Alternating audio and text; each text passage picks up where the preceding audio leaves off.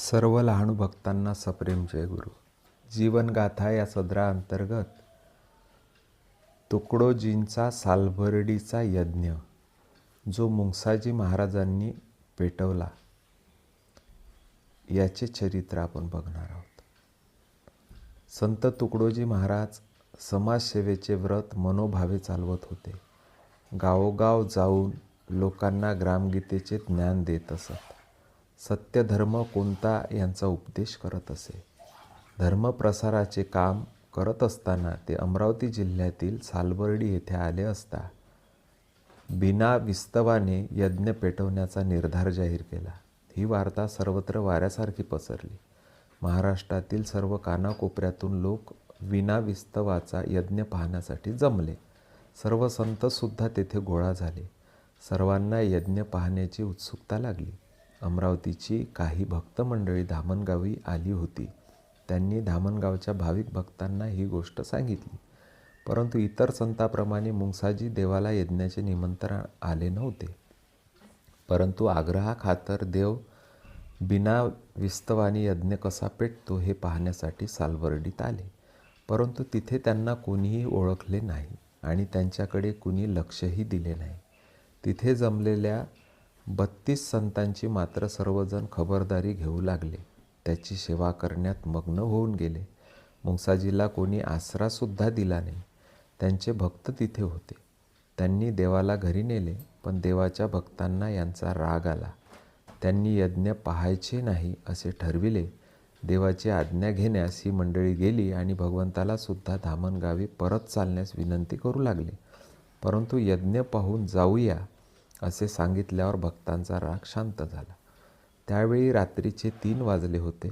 सर्वत्र उत्सुकता वाढत होती.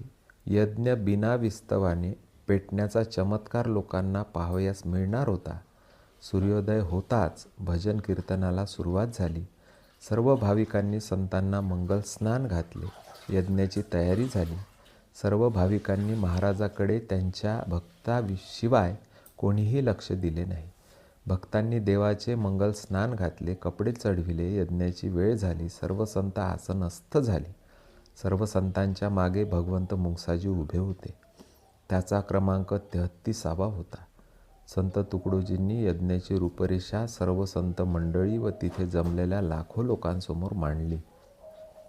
हे यज्ञ जो संत बिना विस्तवाने पेटवेल तोच खरा संत असे सांगून यज्ञ पेटविण्याची सुरुवात झाली.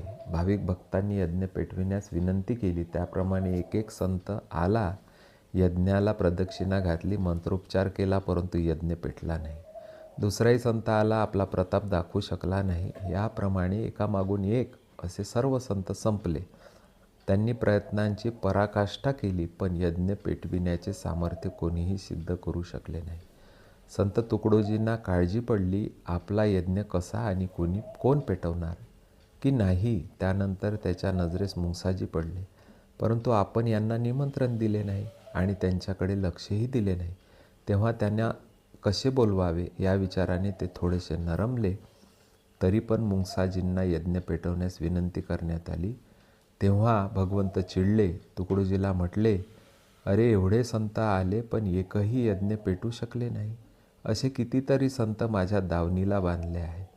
असे म्हणून यज्ञाकडे चालू लागले. यज्ञाजवळ गेल्यावर त्यांनी आजूबाजूला नजर फिरवली. यज्ञाची पूजा करून साष्टांग नमस्कार केला. त्यानंतर यज्ञाला प्रदक्षिणा घालू लागले. 5 प्रदक्षिणा पूर्ण झाल्यावर मुंगसाजी देवाने यज्ञामध्ये लघवी केली. त्याबरोबर यज्ञ धडधड पेटू लागला. भगवंताचा हा चमत्कार पाहून जमलेली मंडळी मुंगसाजी देवाचा जय जयकार करू लागली.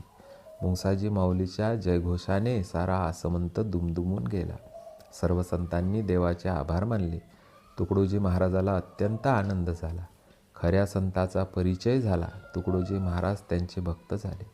त्यांचे नामस्मरण करू लागले. लोकांनी देवावर गुलाल उधळला. गुलालाचा अक्षरशः गुडघ्या एवढा ढीग झाला. मुंगसाजी माऊलीचे नाव घेऊन सर्व लोक बेधुंद नाचू लागले. संत तुकडोजी महाराज समोर आले. त्यांनी देवाची पूजा केली. त्यांना मोठा हार घातला. साक्षात परमेश्वराला तुकडोजींनी यज्ञ पेटविताना पाहिले. त्यांना आपले गुरु मानले. त्यांच्या चरणी आपले मस्तक ठेवले. भगवंतांना पालखीतून मिरवण्यात आले. सर्व लोकांनी देवाचे दर्शन घेतले. सर्व लोक यज्ञाकडे पाहून पुन्हा पुन्हा देवाला मनोमन नमस्कार करू लागले. तुकडोजींनी गावोगावी भगवंताच्या महिमा लोकांना ऐकविल्या. ही वार्ता लवकरच संपूर्ण महाराष्ट्रात पसरली. कानाकोपऱ्यातून देवाच्या दर्शनाला लोक धामणगावी येऊ लागले. धामणगावातील सर्वच लोकांना देवांचा अभिमान वाटू लागला. तेव्हापासून धामणगावी भाविकांची एकच गर्दी जमू लागली. श्री संत मुंगसाजी महाराज की जय.